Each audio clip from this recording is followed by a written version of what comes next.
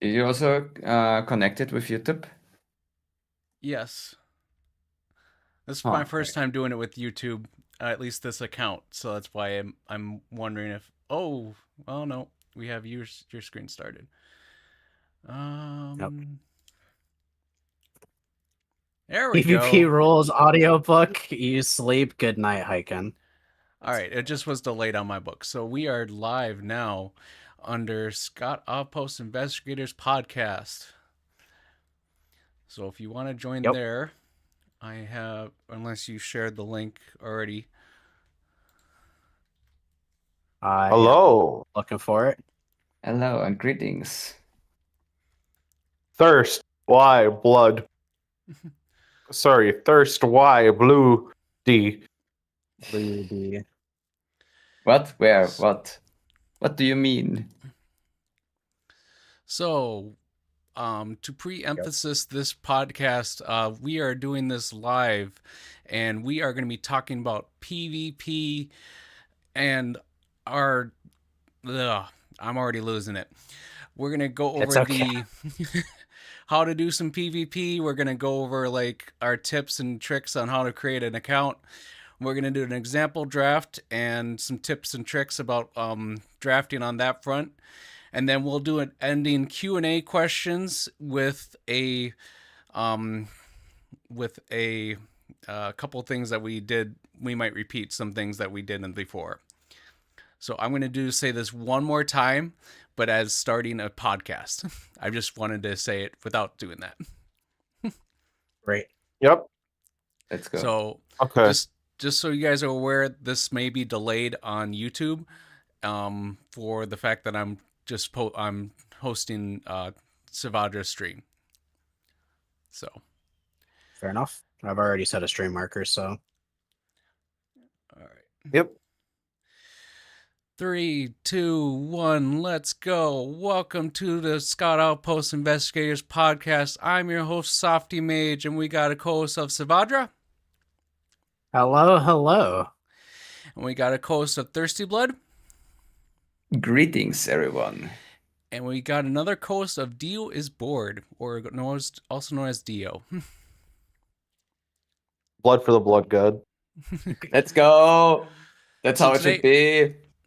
So today we're going to do a live podcast of how to do ZZZ PVP and some basic intro on the subject, because this is where the Battle Hub server is mainly from. All of the people that we speak on here is from the Battle Hub server as moderators. So we are going to try this live today.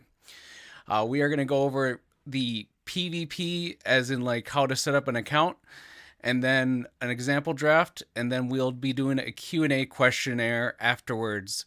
I will be marking down some good questions via YouTube chat, as well as we will be hosting Savadra's live chat on the right here. Yep.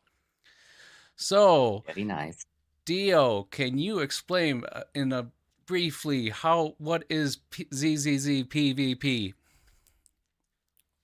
Oh, yes, I can. Basically, it is a selectable draft format where you take agents that you own that are scored based on their power and then face that against a roster, and you choose a format, you choose a draft type, and after the picks and bans, you go through the correct fights, and whoever gets either the lowest time or highest score will take out. That's good. Good intro there. So, gist of it. Yep. So we are going to be using the website called, oh my goodness, I didn't have that ready. Why is that ready? Udarte. And we will be not to be confused with Dio Darte. That doesn't exist. It is him, Dio Darte. So Savadra, you want to bring up the site and just sort of show just the intro of the site? Sure.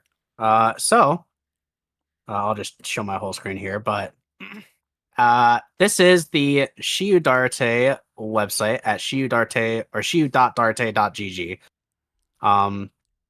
The website is basically used to collect all of your roster information regarding your agents and your engines, and you can then consolidate them into different size things from then on.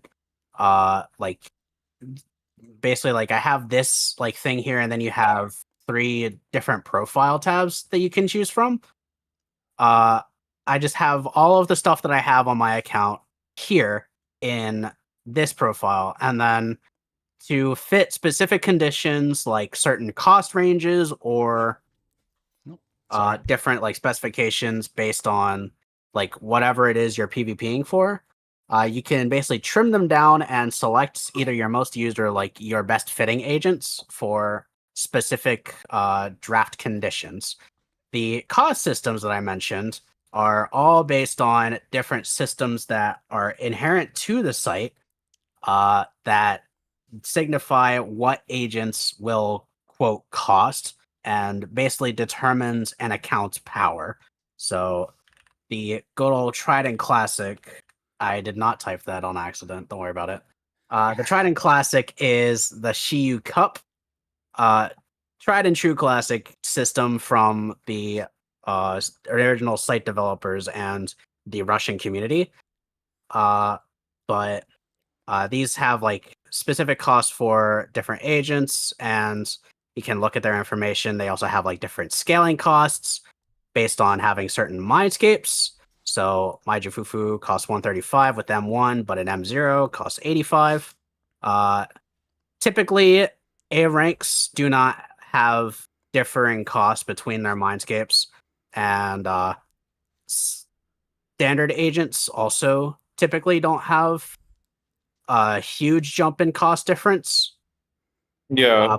It is mostly limited agents that have their differing costs, and also like some systems kind of arbitrarily limit having specific mindscapes or not.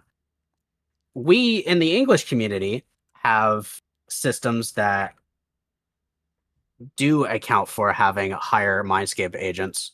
So not all of them yet, but here, Jafufu, for example. You can also see Jafufu's costed different on our system compared to the Russian system. Just kind of a different in perception thing. But that exists for all of the agents and their mindscapes, and then also engine costs, which is somewhat different, but still follows the same core principle. They tend to scale in cost when you have higher refinements of specific signatures, and they also have different costs based on whether or not you have their matching agent in your roster or not. So notice, for example, my Serpent Stinger costs 25 because I have Jane in my team, but I do not have Evelyn in my team, and so It takes the base Heartstring relationship Nocturne. from Haramasa. Yeah, Heartstring Nocturne is costed at 18, which is the default cost for that engine. So, after setting up all your profile there, of which you can basically do like a import agents thing from your Hoyle Lab profile. I'm not going to do all of that specifically, but it's pretty easy to do. You just go to your Hoyle Lab, copy paste, and then It's it straightforward. imports It's the engine pretty or easy. the agents for you. The engines you have to do manually, but it's got like a selection system, so like you can just click on whatever engine you have. If it's like max You- level, it just kind of stays there. You can change refinement with the slider. You can make a copy of it if you have multiple. That is true. So you notice I have 2 copies of Hellfire Gears. Is because I'm able to click on this copy button, and it creates a second instance of it right here. You can also do this if you have like an R5 and an R1 or something like that, but that is generally what making the profile looks like. And then after that, you can move on into making your draft. Do you want me to also explain how to make the drafts? Or No, we will go to that in the second part of this. So we're gonna Okie strictly stick with profile. If you want to bring back up profile, we're gonna Okay. use you as the driver for it. Great. So, what do you need to create a profile on this account? As in, like, you're getting your Zenless Zone Zero account ready to PvP. So, how many agents would you guys say that you need a minimum built? Minimum builds dependent on the actual format.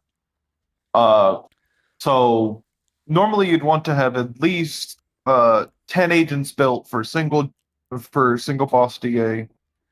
About 15 or 16 for a 2-team format, just in case everything gets banned. Or like you have to do every agent. But I would say going 1 or 2 above that, depending on the format, would be really good.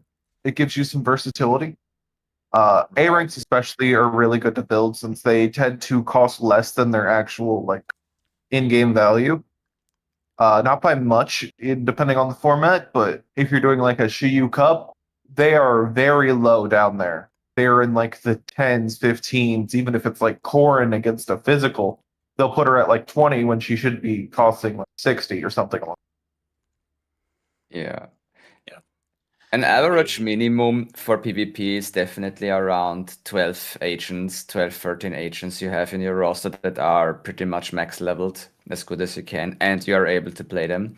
Because in the end, the draft system and our PvP definitely circle back to having the flexibility to play various team formats, and it basically also puts you into a position to play odd teams also sometimes. So you could say if you're like a new player and you are interested in PvP, aim for like 12, 13 agents that you have leveled well enough. And with that, you can start doing PvP very comfortably, Yeah, without any you bigger can issues. run a good single boss with some to get some practice in. Yeah, I mean, even Shio is possible if you find someone who adapts to your 12 agents. This should work also. Well, the problem is that with that you can't meet the minimum. I think it's like a 13 minimum. Yeah, there are Was it? 13 agents minimum for most Shiyu systems and double draft systems. Ah, I Yeah. see. Then 13 at least, yeah. I mean, I talked about the minimum average, so 12, 13 agents is definitely, or 13 agents for the Shio, yeah. Yeah, as a like the rule of thumb is definitely going to be like 13 or 14 agents will get you started in the right direction. And Yeah. also there is also an engine requirement as well. I think it's like smaller, but like at But that's like impossible to not cover. yeah, like just by have having one sig. yeah, just by having one signature, like one standard S rank, and then like most of the A ranks, you'll be fine. There is the engine count minimum, but that's just the minimum amount of engines you're able to put on a. So, like if you're running a 2-team format, the minimum engine number is 6. Of course, you'd have to be pretty crazy to do like a 6-engine lineup, but you sure would get first pick. So, Yeah. one thing by we mean built, as in like you are comfortable with playing that agent, and also the fact that you have the gear for that agent. Definitely with Shiyu defense, you have to have the disc sets for each team that you're going through without duplicating. So that's what we mean by built, as in like you don't have to do share disc with other agents. At least for Shiyu DA, if you have shared, it makes sense. But that is what we mean by built in general, and that you are comfortable with playing. Don't just, when you're building your account, don't just put all the agents you have in there and just expect to be good or be be ready to fight. Just do the agents that you are comfortable with playing. Yeah, so like I consider my profile too pretty good balanced thing of like agents I regularly play and kind of what I'm most comfortable with. Like you'll notice on my like main account I did like exclude Ellen from this. I do also like playing Ellen, and I'll probably end up changing this for some of the upcoming cycles based on what it ends up being. But like I have a good bit of confidence in pretty much every single one of these picks, regardless of which way I have to swing in like doing like specific things in drafts, or like whether or not I have to like specifically pick around a certain like opponent strategy. I like there are plenty of people who are at the point of like not having say like M6 Pulchra, or like I've seen some people even not have like M6 Nicole or just any other A rank, and also like having generally like lower level agents or engines, and you do not have to put them on your profile by any means. Like you have the option to start here, and I guess I will end up showing this in the end anyway, but you just go to your Hoyle Lab profile and you can copy paste from the all agents section, just copy paste on the page, just Control A, Control C, and then go to this, click the @me thing, and then it will paste just everything you have. And the only difference that I had was I had recently built Billy, but Same. Billy. like yeah, this is just every single thing that I have on my account, and I can then save it from there. And you'll see my cost did go up because I added both Billy and Panyan Hu, but I'm not going to use a good majority of these agents given specific circumstances, so I can exclude them. And that's basically what I've done with my other profiles. Same thing goes for the engines, except you have to put those in manually, as I mentioned before. But when you don't have specific agents, or otherwise don't have like a specific off-meta build that you're going to run, you can exclude certain engines to reduce your cost, or just for the sake of comfort. And having that lower engine cost does matter, because you may not be able to play all of your signatures on all of your best agents. That should never be an expectation. But if you can get away with it, then it's good. You're able to get away with it sometimes, depending on how you draft. But yeah, general rule, 13 to 14 is a good starting point. I like to hover around having like 17 or 18 options usually. And like one good option in terms of like engines, signatures, or like high quality like S rank, and then some A rank alternatives is it'll get you in the right place like starting out. That's like So So we'll go to engines right now. Like your roster of engines is it low cost or medium cost, or would you say high cost right now that you're showing? As I'm showing it right now, I have 1, 2, 3, 4 limited S rank signatures, and like I have all of the agents that those signatures belong to. As well, I have I have 5 limited S rank signatures, but one of them I don't have the agent for because I don't have Evelyn. Yeah. And then I have a fusion compiler, which is costed kind of well, but I also have that for primarily Yanagi, which I notice is not on this profile. I should change that. That's kind of weird. If I could give my assessment, from my experience when it comes to engine costs, this is a medium medium high, something along those lines. Yeah, I believe this is like moderately in that medium high range. Like it's definitely not low as I've seen.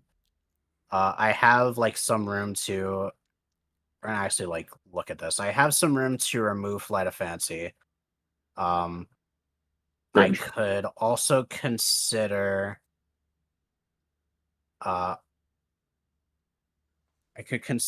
removing Weeping Cradle as well. And then these are Grace my five. Engine would also. These are my five S rank engines just overall. And then I have mostly A rank options, even though one of them is a battle pass engine. I'm sorry, two of them are battle pass engines. They're still costed fairly low. Lip Gloss is generally pretty good, but Weeping Gemini and Lip Gloss tend to be good for the anomaly agents. So they're I like think Gemini higher tends than to the be other- better. They're a little higher compared to the rest of the A ranks, is what I'm trying to say. But other Yeah, than yeah. that, after that point, like even if I were to remove like maybe one or two more of the A rank engine options, then it would probably hit into that low tier. But I think 200 is probably that like Medium. spot of medium. So Yeah, so it's definitely 5 Weeping Geminis. Yes, of course. Well, we can show this, but there is indeed a user who has 5 With built 5. Geminis. Oh, are we talking about Mega Proto? That is who it is. He's in the chat right now. there's people who Uh, have 5 Lucy engines, 5 Weepings. Yeah, so Kinda Like I base. could justify removing these two, probably this, but yeah, that's fairly low cost, all things considered, actually. So what we mean by low cost is the standard S rank engines and also the A rank engines of that you can build, and that's the minimum that you should have on your account. You don't want to have all signature S ranks to be selected, and that's all you want. That's all you have on your account, because you could be low costed and not be able to actually have an engine on your when you're doing the draft system. So it is at least good to have a few A ranks, at least one for each of your that you can have for each of your agents when in selecting. So at least have like 2 or 3 support A rank engines, 2 to 3 attack A rank engines, and stunner and such and such. At least one for each agent as well. I mean, just in general. So, and I mean, Though there is a very sorry. go Oh, ahead. you're done. Go ahead. There is a very interesting angle where you high cost, you get every engine, but you also have like 5 copies of the A rank engine. Yep. Just to say, oh, you cannot low cost me. But if you do high cost me, I still have those options. Yeah, that is my strategy for my account. Whereas I have the signature for each one of my agents, and then also I have an A rank agent or A rank engine that is able to be swapped out for the fact that if I have to for low costing for people who try to low cost my account. So that is my strategy on that front. But always make sure you have an A rank engine for your main character or for each character that you're going to play. Yeah.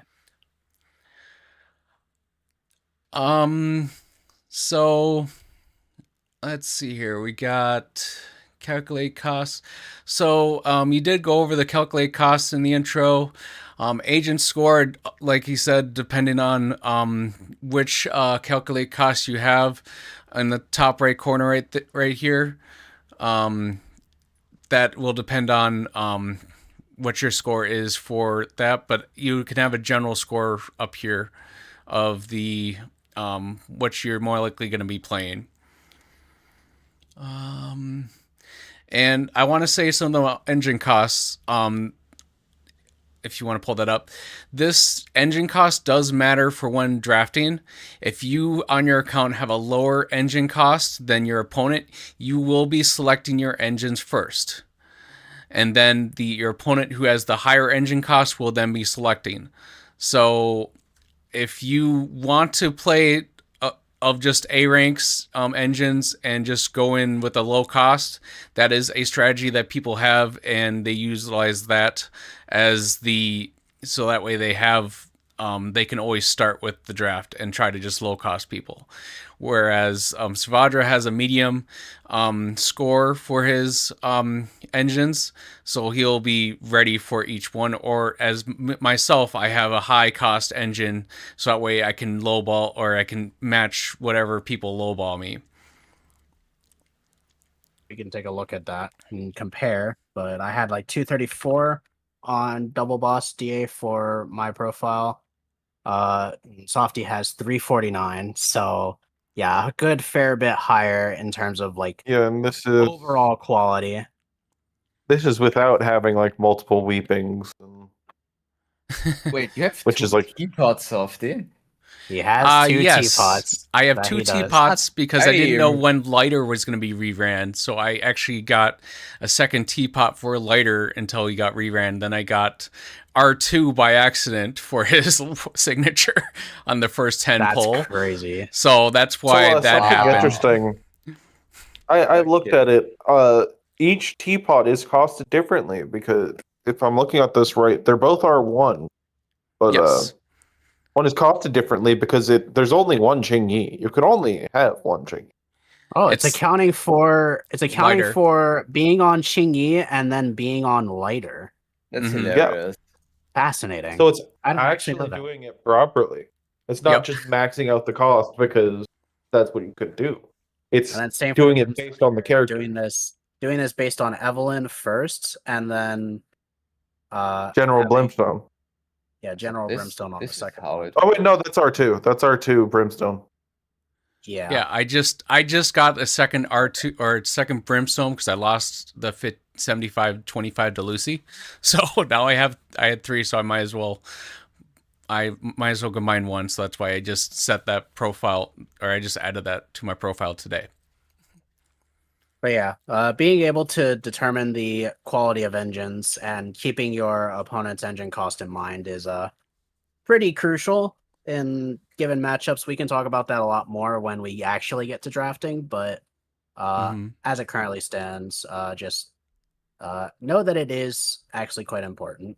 I can even compare like my full account here with Softy's 349. I have 398. So if we were to play our full accounts versus each other, myself and Softy would get to choose his engines first, and that could be very useful for him and very bad for me, or vice versa.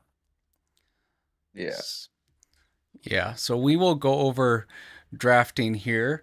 Is there anything else for profile creation you guys want to go over quick that I missed or that we missed before from my notes? If you guys have that pulled up. I Profile could always say If you're curious as to why one of my profiles has a check mark, it's just because I've labeled it as my default profile. You can change this to any of your profiles anytime, but it's not like super relevant or doesn't really mean anything except for ease of making drafts. Yep. if you have a problem with anything have to do with the profile making, like something costs too much, complain to Dio. Yeah. Play the Yeah, Dio Dio- in the Battle Hub in the channel. Not Dio yeah. has the complete control of making the like numbers and things for all of the double boss DA system, the single boss DA system, and the EN Shiyu N4 to M6. So these are the systems that we usually play on for the English community. And if you're interested in join and play on those and you have problems or feedback, then please do let Dio know, and he will take it into account accordingly. Exactly. Especially at that point, we can also say it openly here. if in case you are a player who has certain agents on M4, 5, or 6 that are currently on the cost 999, please Or feel higher. free or higher, yes, please feel free also to give a heads up, because we need data to evaluate those certain mindscapes. Like lighter, if you have an M6 lighter, feel free to contact us, and we Yeah, right now, Okay. Double Boss is our main thing that I have the data put in. Yidhari was just added, so that's why it's red. Mhm. But if you look at like a Double Boss DA, most of them. Who the fuck is that? What do you Oh, mean? it's just evil Sambeer. Okay. It might be Sammy after the buff, or Wow, Yeah, this is I- crazy. I love it. This is like a little Easter egg. interesting. Okay. But yeah, we can I look thought at it was Yidhari. No, it's just evil Sambeer. Wild. But yeah, if you most of these are out of date. They will be changed. Oh, they're not exactly out of date. More so that the 999s haven't been changed. But if you look at Double Boss, most of them, if not all, should be changed.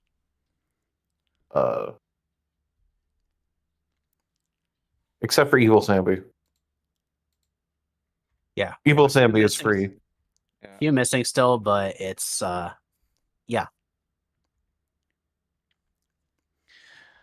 I could definitely help with the Yitari later on. And the place where you can also leave your disgruntles is the Battle Hub server. We do have a section for that. I will be linking it in the description of this video, and I'm trying to get that right now for the chat as well. We have been posting that as our main Discord for that we are hosting here, or that we host on. So yeah, I'm doing the ums and I'm losing it. You can even see us in the voice chat right now. If you're not in the server, you can't join us, but you can see us. You can say hello. Yep. Indeed, indeed. I'm not looking at that chat, but And you could get spoilers for the rest of our podcast. Looking in. It's true. there, I've linked it in the chat that we have for YouTube, and then you can link it in. Those of It you was probably are on already in there. my Twitch channel. Yep. So, yeah. Oh, I linked it again. Let's Cool. go. So Anyway.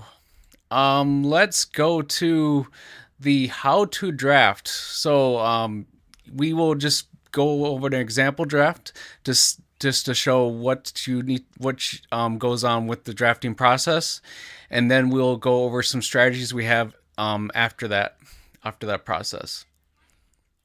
Great. So, So who wants to Who wants? play? who wants to? Do you want to play a game?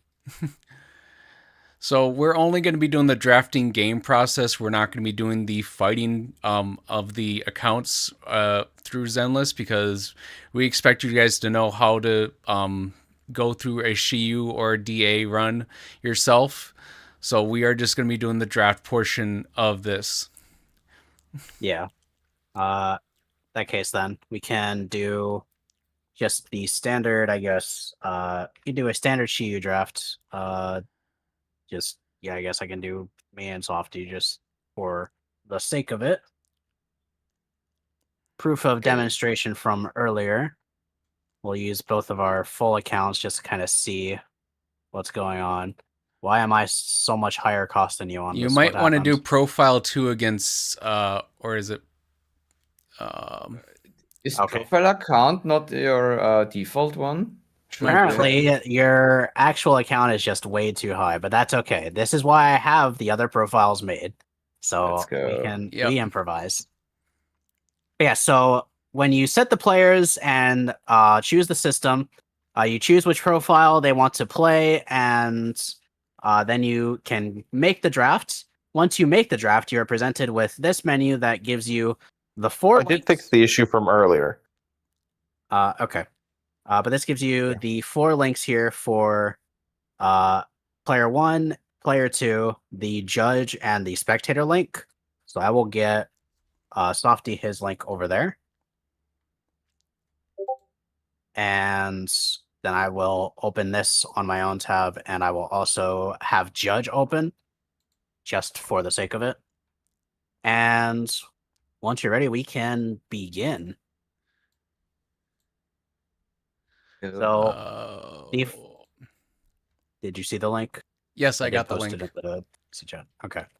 So, this part is actually new, but we now have the ability to basically choose which node we're going to play through pick ban phase prior to the actual like character drafts.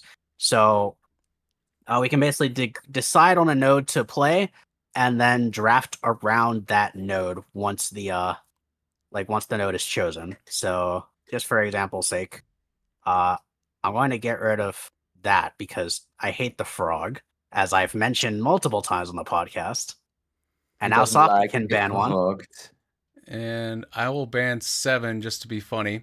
So we'll choose 6, right? So we my. will be playing number 6, which means in this example draft, we're going to be drafting around the Miasmic Thracian and not the Jester. The Miasmic Thracian and Greta. Why does So- that confuses me? Why does the And under Okay, the I guess judge, I automatically guess the thing choose doesn't six? change. I Maybe in can change the it in the future. Judge tab, but this is a good opportunity for me to show the Judge tab, which is basically draft control, where I can do things like pause the draft if something goes awry, or if you want to like do other things, can then continue that. I can undo an action, and I can also change which room we're actually playing. So now when I click on this thing, it shows which one we're playing. Hooray! So, in the actual draft proceeding, you see there are a bunch of squares and numbers. The numbers determine the turn order. So in total, there are 16 turns. Since I'm player 1, I get my first ban first. But like the red squares are bans, regulation bans. If there's a greater cost disparity between players' agent costs, dependent per system, but that also leaves room for pre-bans. Those were the purple squares that you saw when I was making the draft system. These wanna gray squares pause it are quick, standard Savadra? picks. on judge. I'm explaining while the colors are Yeah. Oh, there, gotcha, 'cause if I sorry. pause it, the colors disappear. Sorry. But the gray squares are standard picks. Once you pick an agent, your opponent cannot pick it until the blue square, which we refer to as the mirror pick or the ace pick. Basically lets you choose an agent that your opponent has already chosen if it's not banned. Bans are global between both players, so I'll do this as an example. Or if it wasn't I was to already ban- mirror pig, which Yeah, is that's interesting. true. You cannot mirror like other mirror picks, which is by website design, but we'll get to that. So say I want to ban Miyabi. So now That's- Miyabi is banned and it is grayed out on both sides, and neither of us can pick it. So it is now Softy's turn. He can choose to ban one of my agents. A good strategy when banning agents, if you do not have an agent that your opponent has, it is a good idea to probably ban that, so that way they can't choose, or they can't choose it. Or if they have a when higher they're mindscape. drafting. Or if they have a higher mindscape, Yeah. yeah. So I do not have Yanagi, so that is what I was going to choose for that because of the ban, because I don't have that on my account. And then after these initial bans comes the first picking of the thing. So now is where I choose an agent that I want to play into perhaps one or the other of these enemies. You don't always have to play into weaknesses. Playing the element neutrals is a good strategy to revolve around. But it's generally advised to avoid resistance as best as you can. For that reason, I also now know that like it's Ether Week, and I can keep consideration for Zhu Yan on my mind.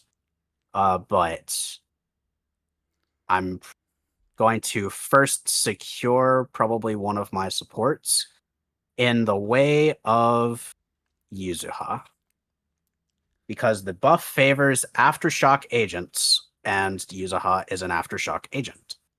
the buff favors Aftershock still? Yes, it does. Oh, okay. So one of my best agents is Vivian, and to make sure I'm going to play her without it getting banned in the next one, I'm going to go in and select Vivian. And yes, she is probably one of my best build agents as well. So as you can see, Softy gets another turn to pick a second agent after that. What is the... So...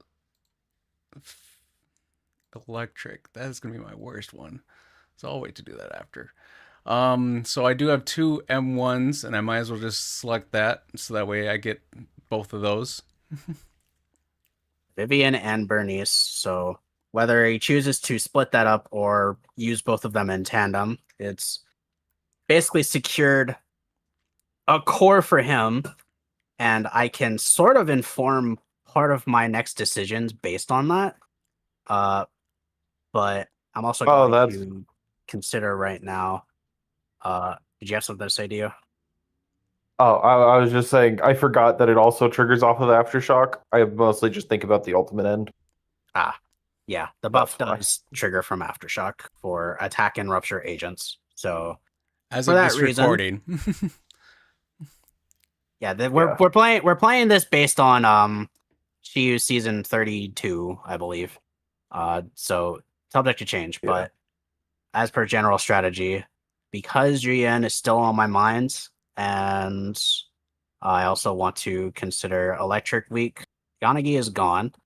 But to put foundation on that, what I am probably going to choose now is I'm definitely going to choose Jafufu. And I'm likely going to hit a second support just to have the grounding. And that will probably... Well, actually, the problem is I can't, because if I leave this open, he probably bans the Julian. So thought process tells me I probably secure Julian now. I'm seeing an odd angle for you that you were just not taking. It kind of confuses. It's thinking out the process. Is like going simple in terms of kind of thinking things out. Let's see here. But the GN pick there is basically just, even if like anticipating the next ban, like even if he doesn't ban what I think he's going to ban, then it is going to be fine. I have a team arrangement of GN and Jafufu at least, and can start considering my second team. So for myself, I'm gonna take this a little bit longer. I could do Haramasa as my pick here, so that way the only wild card that he can pick from my account is Bernice or Vivian or Haramasa into the Electric Week part, or the Ether Week part for Vivian, and that'll just lock in how many choices he has to go into that node. So that would be my strategy, but I am not as prone to Haramasa as I am to Evelyn, and I do not want my Evelyn to be banned. So I would actually go Evelyn on that front. So because the option here now for the second ban is revolving around mostly that electric weakness, Haramasa would be a good ban if I didn't want to choose to play him. But as Softy mentioned, it's good to ban agents that you don't have, that your opponent does have. And thinking ahead, if he's going to choose Haramasa, or rather, if I'm going to choose Haramasa, it will likely be a later pick. And if he's going to choose Haramasa, one of the agents that he's most likely going to pick with Haramasa will be Qingyi. And so I'm going to instead ban the Qingyi instead of the Haramasa in order to cripple the power of that potential team. So interesting, because I already chose Evelyn as an attacker, and now I just needed all my supports on that for that. So I actually find that very interesting as a pick. There might be a tunnel vision issue with some of this, but Chingy is still a good viable ban, I think. Just I could have used Chingy. Also misses a lot of potential power with Evelyn. Yeah, I could have used Chingy as a support for my Evelyn. But from your roster, I'm actually going to get rid of as much as I probably would like to use Astra. I don't want, oh my goodness, what do I even want to do here? So to cripple your electric weakness or electric thing, I actually am gonna get rid of Haramasa, and that'll get rid of both, and I will use Evelyn as my main attacker for the second half. So now you notice in this pick, it's on the mirror pick now. So he can choose any of the agents that he still has remaining that aren't banned, but also has now the option to choose either of Yuzuha or Jofufu for this pick, if he so chooses. It is odd what I would pick. I will go over it after this. Yep. So with the fact that Yuzuha is the primary support that could help me with my Vivian Bernice team, I'm gonna actually select Yuzuha for my mirror pick. I would have went Astra. Now to keep it from. Now here's the thing that I could have picked Astra, which would have prevented Savadra to get Astra on his mirror pick. But yes, because I still can't choose Astra if he chooses on the mirror pick specifically. So, but I wanted to have Yuzuha for that particular team because that is like one of my primary best teams right there.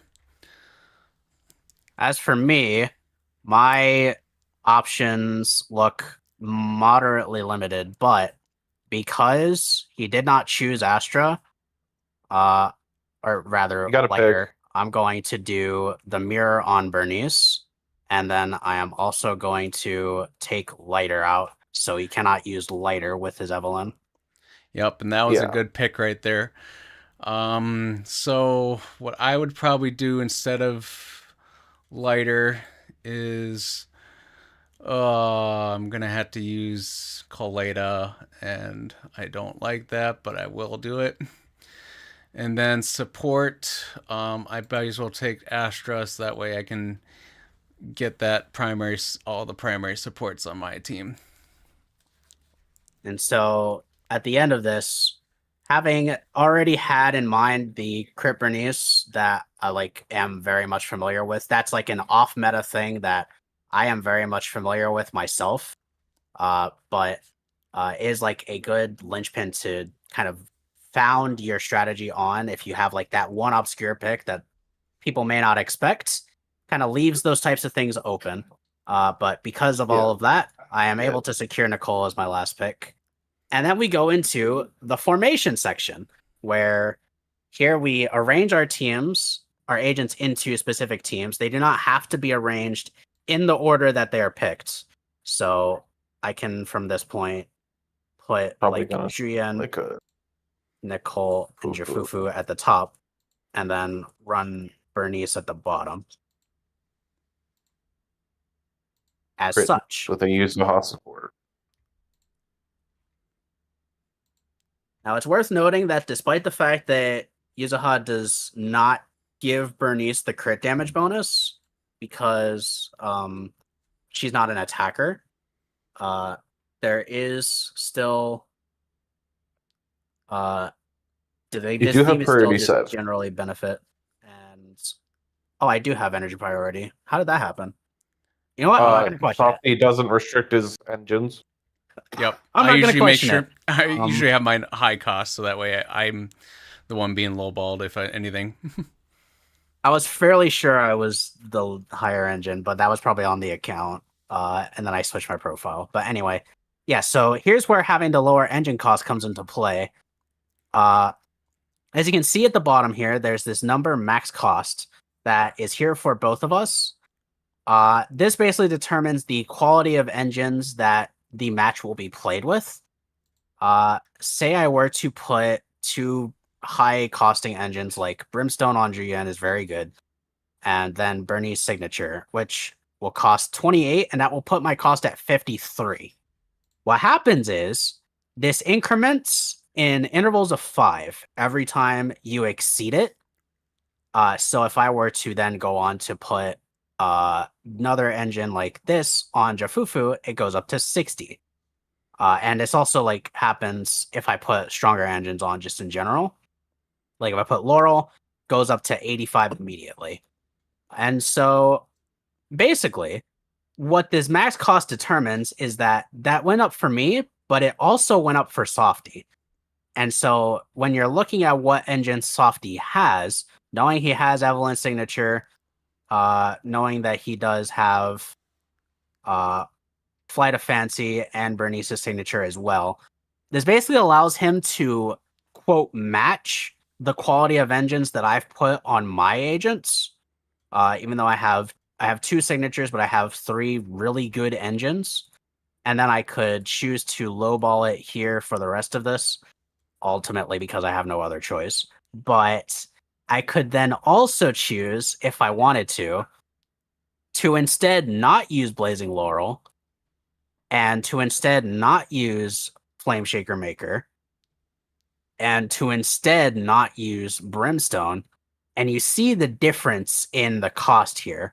Now he has to choose between getting all of those signatures on his agents. He has to basically compromise having 1 or 2 of them at most.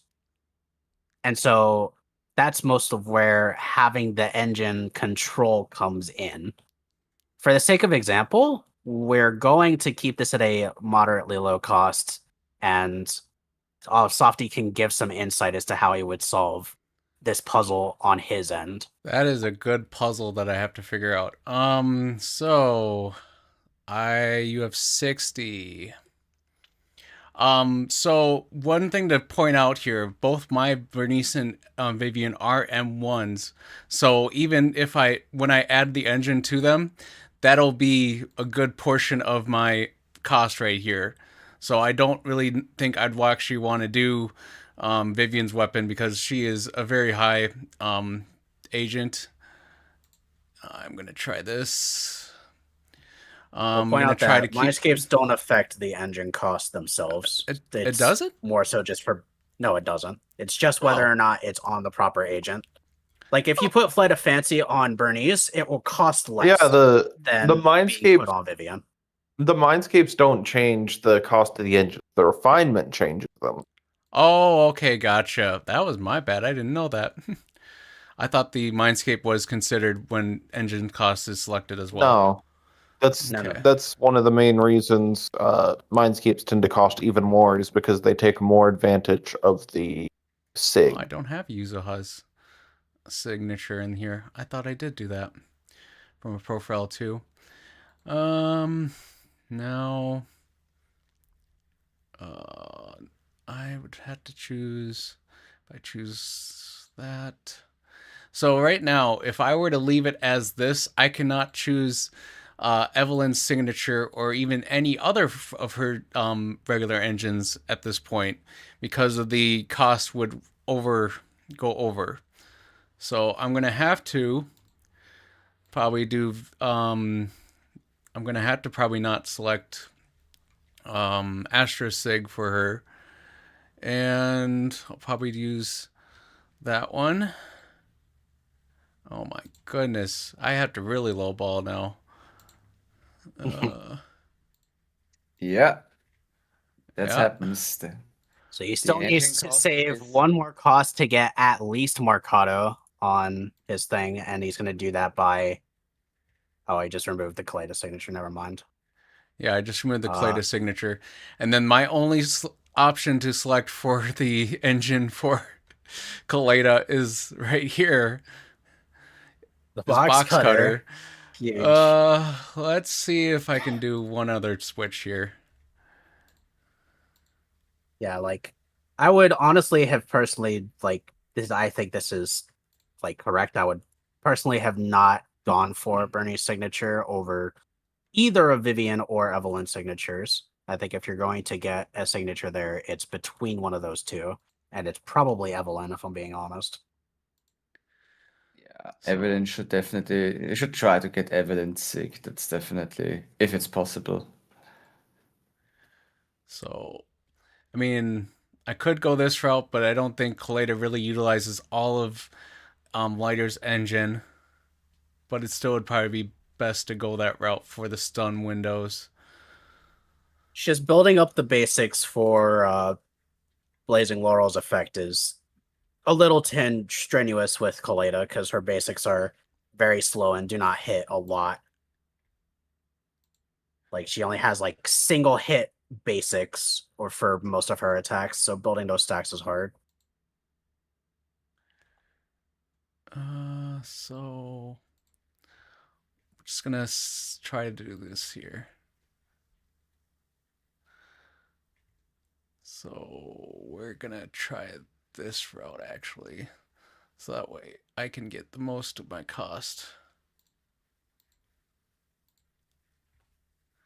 So if I wanted to max out at 58 to try to get at 60, this would probably be how I'd go. I think honestly that's not too bad. Yeah. Think that this does end up coming down to the efficacy of Mercado in this team, but like with being stun oriented, it shouldn't be the worst thing in the world. Whether it is comparable to what engines I have on my agents is another story, but well, you'll just have to judge that for yourselves. Mm-hmm. So then I would Here click. comes. This is the best example. If I can shortly tell that. This is the best example for you guys to see that having low cost engines in your roster for PvP is quite important, because if you only have signature weapons or high cost engines, S rank all included, it may happen that you have to play matches without engines in the worst case. So always have some A rank engines as options for your teams. Yeah. So after this point in the draft, since both players have readied up with their teams and their engines, there would normally be a time to change your builds accordingly and then play the match in the thing. We aren't going to do that for this episode, but feel free to comment in down below who you think wins this match if it was played. I already Might know who actually would. end up just doing. I might end up just doing these runs a little bit later just for fun and submitting a time, just because. Yeah. No. Start a prediction. Start a prediction. Prediction. Yeah, the Let's go. prediction Who do you think that wins? won't- And y'all play it. Y'all play it off stream, and Well, we might play it off stream, but I know Savadra has a tight schedule that I want him to, that he probably wants to get to. Yeah, but unless you have anything else with specifics for this, I don't have anything else. So that is the the draft basics. portion. That's the basic of drafts. Do we have any like particular strategies that Dio or Thirsty want to comment for when we were drafting this? Dio, I heard some lingerings from you. Yeah, you had some Oh, yeah. observations. I always do. I would have just straight up stolen the Astro away. You needed it for your comp, and if he took it away, it would have been unfortunate. He took the lighter anyway. He is in Savadra. That's me. Yeah. the one and only. Said there was something early in the draft when I was at like the Yafufu Juyen Oh, pick. You said you I- saw some I kind of wouldn't have- angle. I would have done like a Jane Vivian. Mm. Instead of locking in the GUN. I mean, it comes. Drafting is individual, and everyone you has a were- different perspective. Yeah, you were very much just wanting to run crit needs, and I don't judge you for that. So Yeah, I did kind of choose that with having that option in mind, but the Jane Vivian pick would have also been very powerful. I would have been basically forced to mirror Vivian at that point, and then could have also stolen away the Astra earlier, which would have been more beneficial for me.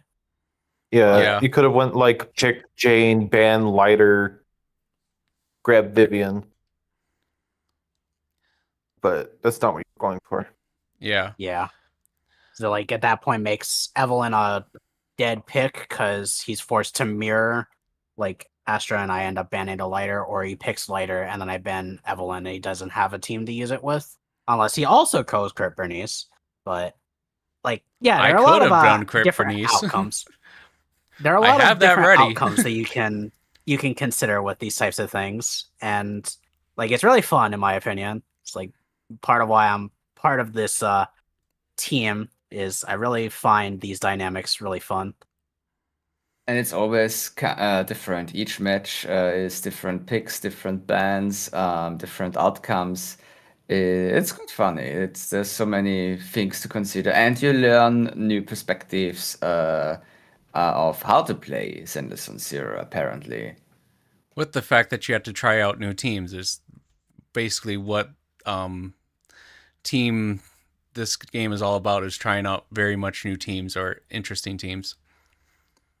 Like Exactly. probably Bernice Lighter Yuzuha was not on the forefront of many people's minds, but it was on mine while I was drafting. That comes with experience. I think similar to people not considering Evelyn and Kaleda like as an option because probably panicking a little too much at the oh no, I can't Yes. get Lighter from my Evelyn. Woe is me. What do I do? Oh well, yeah. Yusuha is very versatile, and some people don't expect it, but she works pretty well with regular attack agents as well. I like to use her with Korin in the team. I also like her to use with Haramasa, apparently. So yeah, there's plenty of options, and you can build Yusuha also as a fake impactor or a fake attacker. There's options to those things. So, and PvP brings that forth. Yeah, give it a try if you're interested. Link to the Discord will be in the description of the video when Softy makes that. Yep. One other thing I want to point out for drafting wise is if I did not pick Haramasa instead of Evelyn, or if I picked a support, so if I would have picked Astra instead of Evelyn, we could have gotten banned for my Evelyn, and then he could have wild carded, or I could have wild carded Haramasa. I forgot which order would have been me. It would have been you first. So I could have took that, and that way he could not have selected Haramasa on the second route. I could have done that, but I just, like I said, I'm not as prone to Haramasa. I think I might have accidentally added that to my profile when I was playing around with it. But yeah, I had to definitely pick between Evelyn and Haramasa, and I chose who I would be best with. Yeah, it's a lot of options. Now I also would have left Chingy open if I banned Evelyn instead of Chingy, so he could have also gone a DPS Chingy angle, just to throw another one into the ring there. Yeah, I True. have played it, and I think I have the build for it. So I'm not comfortable with it. So Yes, being is so much fun. it's really good. I do Really like Yeah. Earthquake. All right. Sweet. Do you have any other points to like go over for post draft here, or? For this post draft, I don't think so. Can you just pull up a draft and just show our rosters with the basics and just pause it through the judge, and we just sort of show our rosters against each other? Sure. Want me So to just just create- do the same draft? Yep, just do the same draft. And you, this I think was profile 3, and yours was accounts. The mage. Oh, nope. Okay. Never mind. We're good. So just do create, and then you can just share it, yep, through the judge. Oh yeah, we had to choose a node again. I don't think it you really can- matters. Yeah, you can. Right. So just pause it. So when looking at your account, always account for your account creation of like what you're comfortable with playing, and also what your opponent could possibly do for account picking of characters. Don't always just think of your own account for what you can build. Look at both accounts to be sure. I mean, for beginners, definitely just concentrate on who you can play. But it's just good to have a to look at both accounts fully.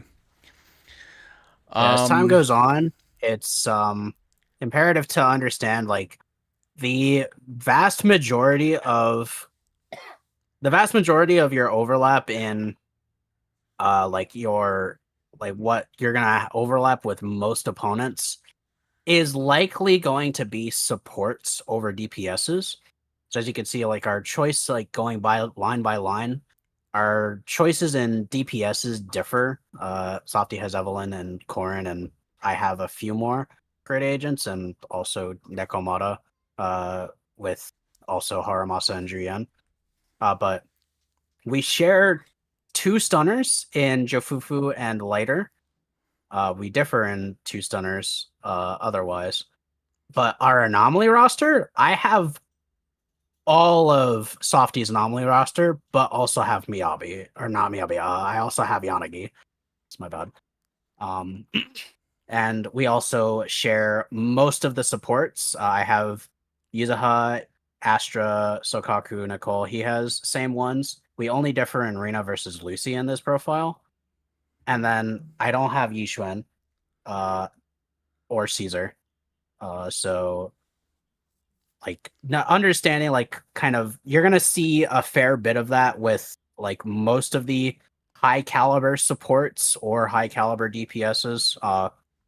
If you are someone who pulls with regards to those things, there is a very high chance that that's going to be an overlap thing for both you and your opponent, and to keep considerations in mind for if you are not able to play those like in a given draft because they get banned out, or because funky situations come up and you have to draft a little differently, to be prepared for that. Basically, do not always rely on your strongest characters. A tip that I want to go for banning purposes, if we're beginners, it is probably always good to ban, like I said earlier, that since I do not have Yanagi, I would ban that, so that way the Savadra couldn't pick that, and it wouldn't hurt my roster at all when it comes to selecting agents. That is probably a beginner tip for banning purposes. If you want to go more intricate, like say that Miyabi is a very high cost agent and is very easy to play, and you just want to ban it for that reason, that is another way to go that as well. Looking at Mindscapes is another good thing. So Savadra, if he looked at my Mindscape for Vivian, that is usually what people pick for their first ban on my account, is a Vivian M1. So if he would have saw that, Vivian's M1, I should probably get rid of that, so that way his he's less likely to use the that option for his teams. That would probably be one thing to go off of. So Miyabi, from my account, I usually see bannings first is Miyabi and Vivian, and other than that, that would that would certainly hinder Zavadra's account because he has both those agents, but it would still hinder my account even more because those agents do cost a lot more for engine costs, or for agent costs in general, for when you're going to select agent engines as well.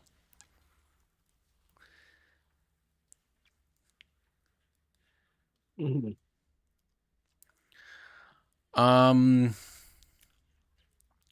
Do we want to go any? We did go over wild cards. The fact that the top 3 are the only ones you can wild card of your opponents. So the fact that I could only, if we want to go back to the regular draft that we had before. Oh, you mean mirror pick?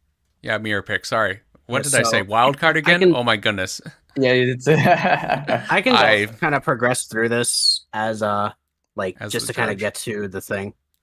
But like these won't really matter for in terms of like actual picks, so I'm just gonna kind of pick random things just to get through the thing. Whatever's closest to my mouse, because I played Aim Labs, aka Attack Shooters or whatever. Anyway, so Oh, here we yeah. are. So The mirror pick. So the mirror pick. So the only agents that I could pick right now for mirror picks is Pulchra, Lycon, and Juyuan. I actually do not have any of these agents on my account.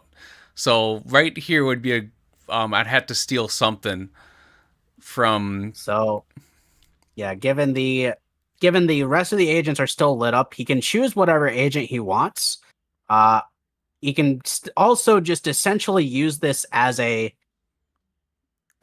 standard pick, stealing away someone that I would then not be able to pick. So like I was talking about the M1 Vivian. If you chose to pick Vivian on this square, you will notice that Vivian is now grayed out for me.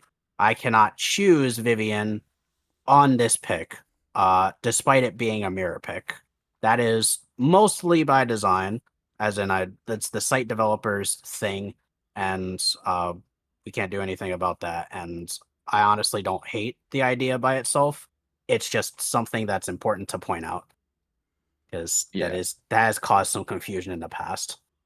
But yeah, like it's same thing. If I do a support here, like Yuzaha, cannot pick on this mirror pick because he chose it on that square.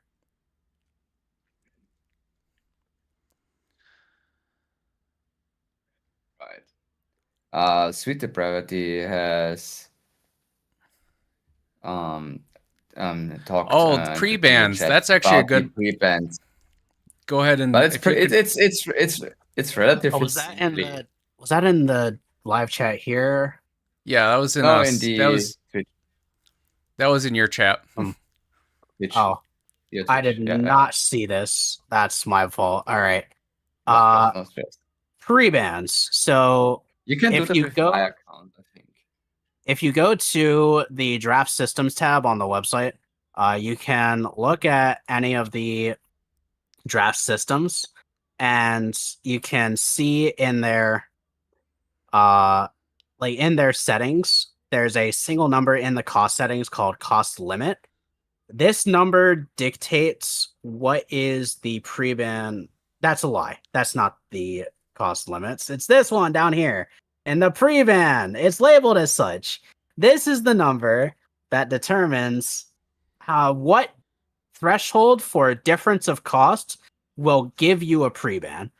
And so if I were to make a draft with agent cost disparity, that's difference or like as high or greater than that difference, like if it's 125 or higher, let's go like Thirsty Blood. I can type. Oh my god, I can type. There we go. I believe. So just from my default profile too and his account, you can see our cost difference is $13.95 and $8.20 or $18.20. And that is a cost difference of $425. Given the pre-ban threshold is $125, that would mean that in our draft, this would warrant 3 pre-bans because of a difference of 375. Because 125 times 3 is 375. And this scales and goes up as or goes down or goes up based on like bigger disparities in cost. I think my profile one should give me another pre-ban. Another 2 pre-bans, actually. Holy moly. 5 pre-bans. But I think if I go to my account, I should probably get only 1 at most, if none. Yeah. So we're like pretty much even in cost on our account profiles, but my other account is lower. So in this case, if you change it to profile 1, I think I would get pre-bans on you. you get 4 pre-bans on me with that difference. And how those basically play is those are just extra bans that the other player gets before regulation. So those just play out exactly how you think they would. We can you see the numbers here. So you can basically ban straight 4 agents on the enemy. And there were issues in the past. And the pre-ban issue currently is best solved with the group ranges of between 400 and 600 points. Like, let's say you want to play a match with people, then you say, cost range between 1,200 to 1,000, let's say 600 or 800. So you can choose the range, and the more narrow it is, the less pre-bans you will have. So I mean, if I'm gonna be honest, and nowadays those ranges are not very good. For now, we've been using a system where it's been a base cost, and whatever base cost is about the range you have. Yeah, when you try to find matches, try to get your profiles in sync, so that way there's very less pre-bans. But I know it's still hard for some people to get accounts as high as some other accounts, so there may be a chance of that. It's options. Yeah. It's options. Simple as that. There's many ways to play PvP, and there's just we have some solutions that help certain instances or issues. Yeah. So with the fact that Thirsty had many pre-bans on Savadra, if I'm on that, he could really just take out all his let's say anomaly agents, so that way he has to rely on attackers, and that could be a strategy for a for Thirsty right there, is to just take out all the anomalies. All the anomalies that he doesn't have, he can even like choose to take one that he does have if he so chooses, but Like you might take out your Bernice, for instance. Let's kick the Bernice, because the like Mindscape difference, or he could then just like then choose either something else, or like I think Lighter would also be a good option here just to cripple that even further. But yeah, like as you can see, like having a good number of pre-bans is very strong. That's why I probably would always suggest that when you're doing profile matchmaking, make sure to try to keep them similar, or else this might hurt Savadra severely if all of his anomalies was banned. Or let's just say if he only had a few a few supports, so you could ban all of the supports, and then Savadra only has attack agents to go with. So that's just a thing to be ready for if you were to have a account that is higher than another account, is that you could be pre-banned into a certain way. So again, when you're trying to do matchmaking, always just try to do a similar score. But if you have to, you have to. It is what it is when it comes up. It's like we just try to avoid it just to make matches even best we can, like just on ourselves, but it's entirely up to you. You don't have to avoid it, or like it'll probably be avoided if you're like in a kind of medium low cost situation anyway. But yeah, it's entirely player experience stuff. You will find out by playing it regularly with some people, and everyone has quite a bit of knowledge already in the server, and most of the people are, well, if not all, are very open to help you. Is this a good place to end things, or we have a Yeah. little more? Nope, Actually I think can't we've think. gone over everything for the how to draft. So let's go to some tips and Q&A question. One of the key things we want to do for tips is mindset. What is the mindset that people should be have when they are doing drafts? Thirsty has said it multiple times. I will say it again. We primarily play these things for fun.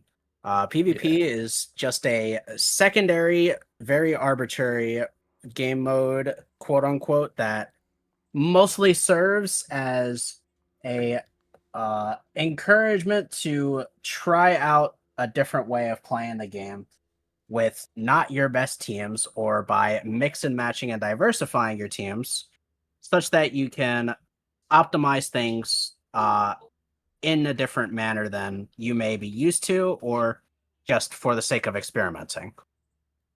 If that appeals to you, fantastic. We would love to have you. I know that it does not appeal to everyone, and that's completely fine. You do not have to subject yourself to doing this any more than you enjoy doing so. There's no reason or no need to get caught up in trying to, quote, be the best. There's no need to like take it like as anything, like personal or whatever. It's competition at the end of the day, but we at the server do try to inspire a healthy competitive spirit and good culture around helping others improve first. So if you are interested in joining and you are either wary of like you're not good enough to join, or you think you like won't be able to do well, that's completely okay. Everyone starts somewhere. We are here to help you. The point is not to either like bully or shame you for like not being the best player. What matters is we're all having fun. And I personally have a lot of fun helping others improve. So this is a means by which for me to talk about doing things in a more fundamental way with a bunch of diverse options with a lot of teams. I'm fluent in all the teams that I am because I like understanding agent mechanics and just experimenting. Then I think that's completely fine as a way to play the game. If you're playing just for meta, that's also completely fine. Everyone plays the game differently, but you do not have to be the best or like be the most dedicated or like highest spending player to get into this type of thing. Right. Like I can also add that nobody has to adapt his account to PvP, or should get the feeling to be forced to play PvP because everyone is playing the meta. No, not really. Like there's so many possibilities you have in PvP. And it's not required for you to always go for meta or pull this character so you can play PvP. This is not the thing here. It is entertainment. It is fun. It brings so many new ideas to the game. You understand more. You actually also communicate with people that share the same interest. It's a whole healthy community thing that we are striving for. And this is our main instance here. If we talk about tournaments, you have to be aware if you're a participant, yes, things will get sweaty, things will get competitive. This is a natural flow of a tournament. But again, the uh, biggest premise we have in the server, even for our tournaments, is not winning, but having fun and, having friendly competition. I was gonna say you can lose, you will lose. Don't beat yourself up because you lost one. Yeah, indeed. I've lost plenty of times, honestly. Sometimes because I'm skill issued, sometimes because I'm stupid at drafting. I mean, imagine being someone who actually was one of the first people of the PvP, but hasn't played ever since. So yeah, that's also like it happens, but it's We fine. It's super fun. we will be definitely be linking Thirsty Blood's initial video for PvP in the description of this video, because that'll be even just a basics of how to get yourself set up. If we did miss something, he does have a 12-minute video on how to set things up in a short form. So Yeah, it's we a will little bit outdated on the Yeah, we might want to on the remake that. interface. we might want to remake that, But but for right now we'll still We'll post get it. there. I mean, the core principles are still fine. The only thing is the interfaces of sheer data have changed a little bit, and there's new modes. So it will be definitely required to have an update by around next year. That's for sure. But yeah, the core principles are still valid, and this video is pretty compact. It is like 3 months of collected knowledge between all the test players of the PvP. And yeah, this is a very good first step to get a good know-how into the PvP. If the live stream was too long or you still didn't get everything you need to know, my guide has everything answered for you if you have any questions left. Last order. Now I want pizza. How dare you? Pizza is a good thing actually, but I ate Asian buffet today, so I'm still full. One other I think my mindset YouTube is doing the thing that I'm looping, so I'm going to quickly fix that. Go ahead. One other mindset I want to say that you want to make sure you are ready to play an interesting team. Don't just always go into a draft thinking that you're going to be able to pick your high priority team. Be ready to play an out of meta or out of sync team, like my Evelyn and Kaleda that I would have had to choose. I am very much probably not comfortable with that, but I should be still ready to play that team. And I just don't be set on the fact that, oh, if I have Evelyn, I'll always just get the lighter and Astra pick. No, that's probably never going to happen. So you should probably be ready to play an off meta agent with your main DPS or what you choose.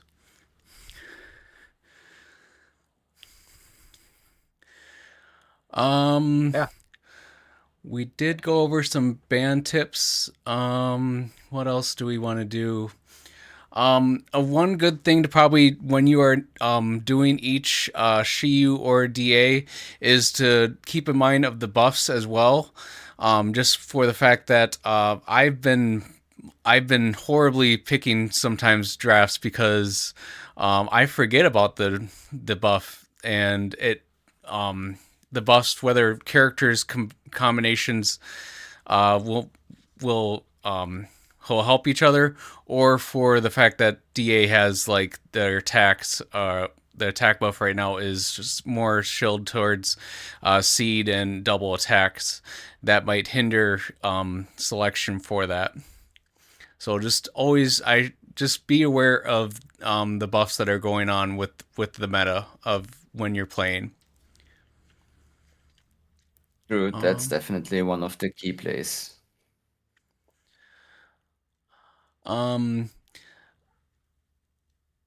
So we're gonna leave it for Q&A question right now. So if you guys have any PvP questions that are here live, go ahead and do so. But I think we've gone over we've gone over everything that we have for how to PvP or do Zenless Zone Zero PvP. So I do thank you, Sweet Depravity, for talking about the pre-bans, because we almost did miss that. Yep. Let's see here. Appreciate that. And then we did go over. If there's any other like questions people new and old have, feel free to give it an ask. We can talk about it a little bit, but I give that a couple of minutes and then probably just top it off. We will end with Thirsty's origin story for the PvP server, because that's just sort of an interesting thing that I think Thirsty likes posting about. So we'll end with that. But is there any questions that the field may have? Let's see here.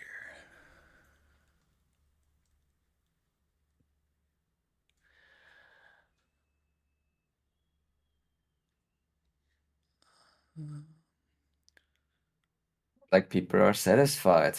Yeah, I think people would are seem satisfied. so. I'm just going over the script that the outline I had for this. Oh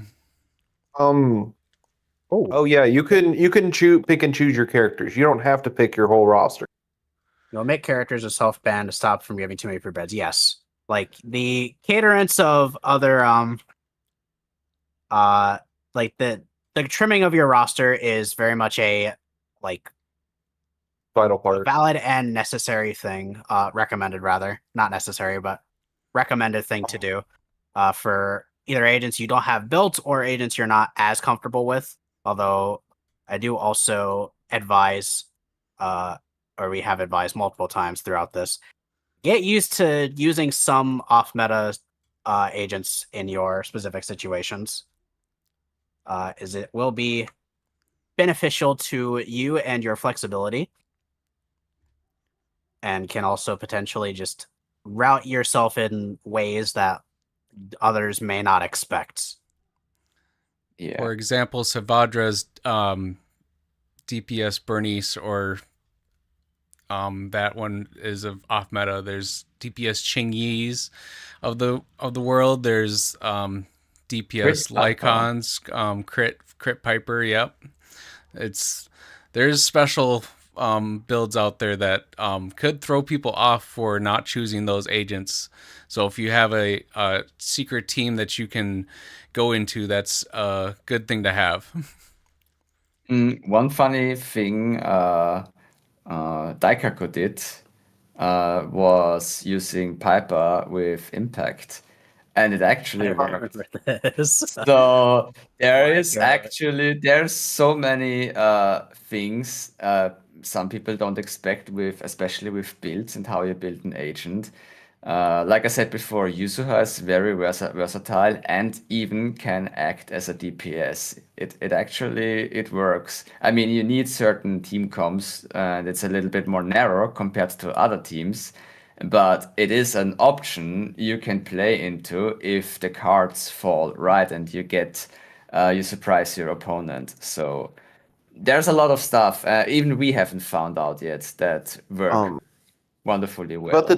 About the tier list comment, this is more of my thing. The scores are a sort of soft tier list. Yeah. I was going to say, like, the cost systems, factoring in all the stuff specific to the cycle that it's costed around, which includes the bosses, which inherently mean the matchups that each agent has to said boss, and then also the buffs that are present for that cycle, kind of forms the tier list on its own when those are already considered. But it's a very like small scope tier list. So if you're talking about like, has anyone done a broad like tier list? No, I don't think so. Maybe there's something in the Russian community with that, but as a whole, it takes a little time for agents to develop and age to a point where like they become either established picks or like are considered quote off meta. So it's like it's hard to do those things because the game is ever evolving. Yeah, and there's Yeah, obviously it's different bosses and buffs. Sorry, it's dude. like not to use Pridwin as an example, but they have, if I remember it, in Star Rail, they have different tier lists for the different modes. So like we use both modes, we use both endgame, and it's constantly shifting. That's why you see tier list updates all the time and over there, because it's like, well, with this cycle it's different. With the other cycle, it's like this. It's like right now, Miyabi isn't crazy. She's pretty good because of Butcher, but the other two bosses completely lock her out. So we have to put her in this weird spot, even though she's one of the strongest characters in the game. And because of that, she also ends up not being a priority pick, like depending on specific drafts. So if Butcher isn't chosen as a boss, for example, in a specific draft that you're playing, then it's not on the forefront of your mind to ban Miyabi, and so it's matchup dependent. It's hard to make tier lists out of that that like small scope that isn't already the cost system. If that makes sense. Can we just ban all Kaleda mans? Chat creator Can we or fine. can we ban all Fufus? I just wanted We to could say ban that Bernice Fufu- just to get at somebody right here. Hey man, whoa, whoa, whoa, whoa. I think that would Slow hurt down, you guys. softy. Honestly, fair points. Fair points. Ban Fufu, ban Bernice. That sounds good. Yeah. I'm okay. Lighter. Okay, Like- fair enough.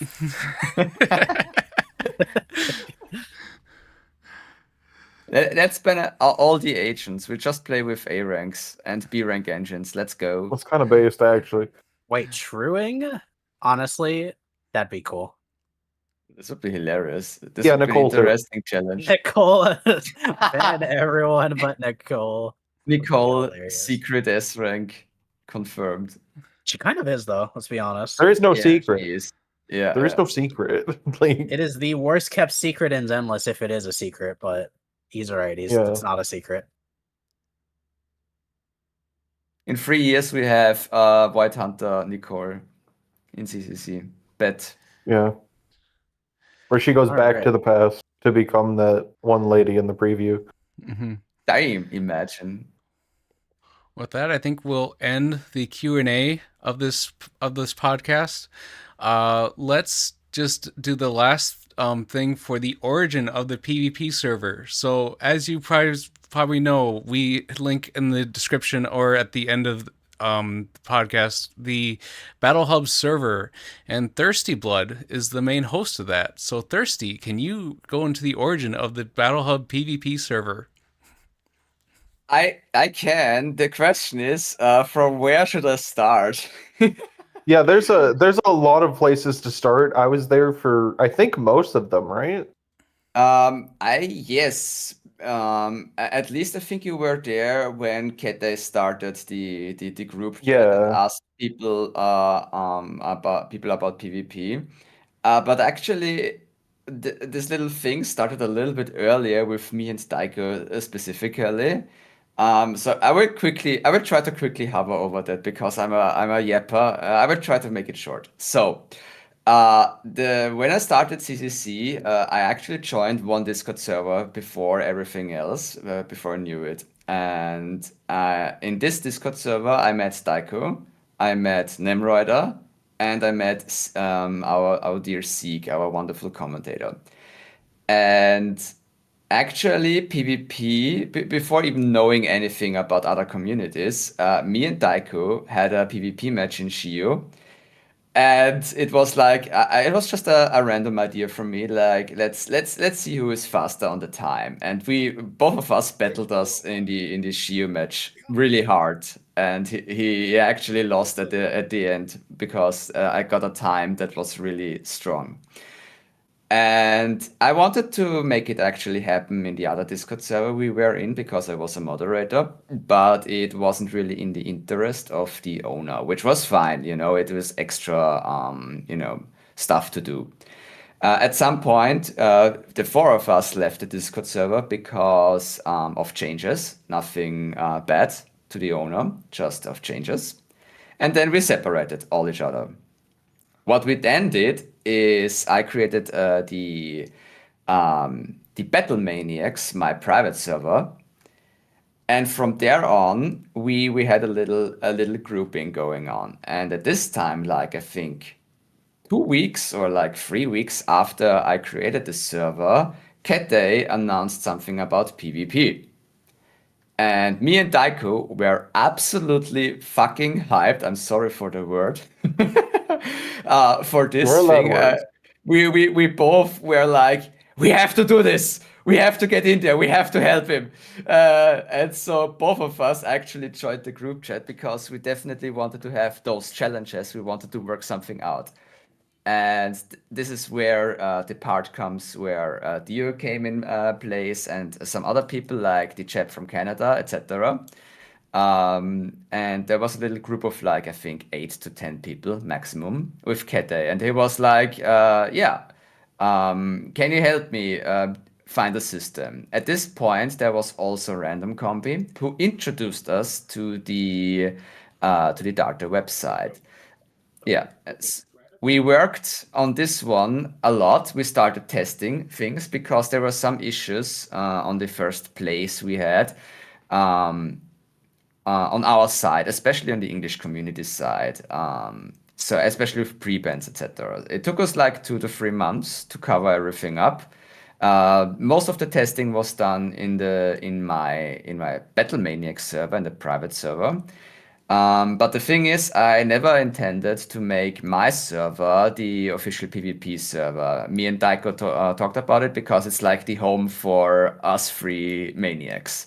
And we want to keep it simple there. So what we did is like, as I was the owner and Daikaku was the co-owner, the admin, we changed the system into the official PvP server, which is the Battle Hub. So he was the owner there at first. And yeah, in April this year, we created the Battle Hub and formed everything from there with all the people that you by now know. It was supported by Kete, of course, but it was also supported by so many other people who invested time, passion, testing, etc. into this server. We got a lot of people to know, like Sevadra, and we grow a lot, and actually shockingly higher than we ever anticipated. Like suddenly we were 50 people, 1 month later 150 people, suddenly another surge of 250 people, and it grew to until today. And some changes happened, of course, like me overtaking the Battle Hub with Sevadra, since Daikaku needed a break or a pause and left the game. And yeah, this is basically how the whole server started to shine. And now it's actually a wonderful community. And I'm proud of one thing. We haven't had any real toxicity in our server, especially for a PvP community. And I have to say that also is dependent on all of you guys who are in the community. But it was also heavily emphasized by us, the team, by Sevadra and me. And as long as I am the owner, I will definitely care for that we have a place for just having fun and having friendly competition. And this is basically all of a short version of the how the Battle Hub was actually created. So what I'm hearing is I'm not being toxic enough. Don't You go will there. get your head will cut This off is if a you start challenge. it. Your This is head a will cut off by me. Oh. Bro said That's a challenge. Challenge accepted. I will come to your place. I will find out where you sleep. Don't worry about it. You will be my next nuts donator, in fact. No, but for real, this all couldn't have been happened if it wouldn't have been for the team, because I never intended actually to have two servers or care so much for everything alone. So I'm really glad that there's so many passionate people who want to support this idea. And yeah, I hope we can keep growing and keep having fun. And this is the basic principle I follow, and I want to also share with all of you. And the Yeah. battle. Thank battle- you. Thank you for having us. Thank you for having us. Thank you.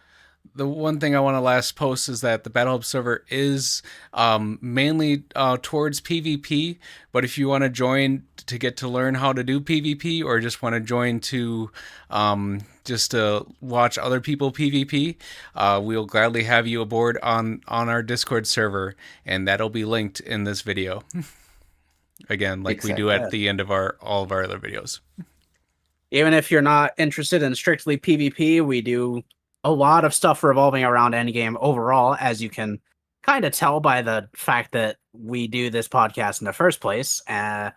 We have a ton of people from all around several few communities that are just all endgame enthusiasts. And as we mentioned earlier, we are always here to help you first. So if that is something that interests you, if you want to get some help, if you want to do whatever it is you want to do with endgame specific stuff, come aboard. We'll be waiting. Indeed. Oh, and we also have server events, which is actually pretty specific, honestly, I think, in our server. That is true. Yeah, and this is not PvP related. What we have is special events regarding currently just Deadly Assault. And these little challenges are open for anyone who want to play there. There is no really strict form apart from the rules for the challenge. And well, what you have to do is you have to make videos to confirm everything, so there's no cheating around. And what we do is like once a month, we do this DA challenge. And there's for the first place, there's a little goodie of monthly battle pass. And they're super fun, and people love them quite a lot. Sometimes they can be very difficult. Sometimes they're rather easy. But all in all, I think we never had someone win it twice in a row or anything. So it seems to be well balanced as well. And yeah, it's just for fun. Yeah. And with that, Well said. Well put. And with that, we're gonna go to the intro here. Savadra, where can we find you, other than on this Twitch stream that you're already on? Yes. So, if you're on the Outpost Investigators stream where this was live co-streamed, I also have my own personal Twitch channel, which I finally streamed on again after. Wait, my mic was just muted on stream. It's over, bro.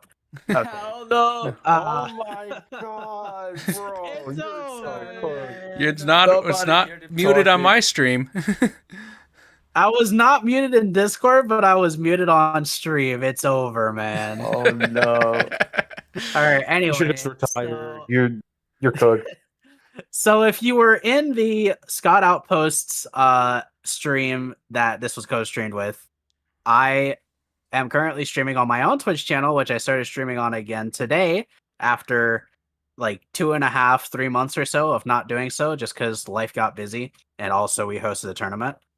But yeah, I usually stream on Twitch most of the time. I will sometimes upload to YouTube at my channel of the same username at Savadra. And I am otherwise mostly just a Discord denizen. You can find me around Battle Hub and probably several other places every now and again. But yeah, come say hi if you wish, or don't. I'm not your dad. Thirsty, where can we find you? Mainly in the Battle Hub server, but also my content is mainly put on YouTube. I have a wonderful YouTube channel called Random Blood Gaming. And yeah, I post pretty much random videos, but currently focus more on CCC. We will see what the future brings, but for now it's mainly on that part. Sometimes I do speedruns, sometimes I do funny stuff. Yeah, as the name says, this is program. Dio, where can we find you? Well, I don't have my own personal YouTube that I operate, but I am one of the main operators for the Zenless Fights YouTube and Twitch, being the main owner. I will try to do weekly tournaments, maybe twice a week tournament. It just depends on how well people can organize. And I myself am a DA runner with, I usually do some kind of a sound or some kind of twist within that DA runs on my YouTube channel. I have been streaming a little more, but otherwise, mostly I do YouTube content posts for that just are that I think are interesting. So, and with that, we're signing out. Take care, and you guys have a good day. Go Have for the it battle, easy. Brown. And good night. It's already 2 a.m. here. Oh my god. All right. That is the end of this collab stream. I just hit the stop recording. So I'm going to end this stream on here, and Savadra will get back to his normal regularly scheduled process. If you want to go Whatever he to does. his if you want to go to his Twitch, I will relink it again for, I think I did relink it above. Sweet. Yes, immediately following this, I am going to be alive for probably another at least hour or hour and a half, pulling Lucia and then trying out Threshold Simulation. I was not lying when I title said it was going to be a long stream. I've already been up for 4 hours. Same. Well, I won't. I have to clink out because I will get only like 3 hours of sleep now. So Yeah, Yeah, thank you I for shit what little sleep you ever will in life. we thank you for staying up for this, Thirsty, because I did really want you to be part of this podcast. I know, though. It's okay. It's okay. I will survive. I will just be a zombie at work. It's fine. I will find me a shuttle and go onto a tablet and sleep in there. I will just hide. It's okay. All right. See you guys. I will clink out there. Have a good one. Sevadra, wish you the best of luck in pulling Lucia. And that's it. So bye bye. Good night. Take care. Have a good one. Adios.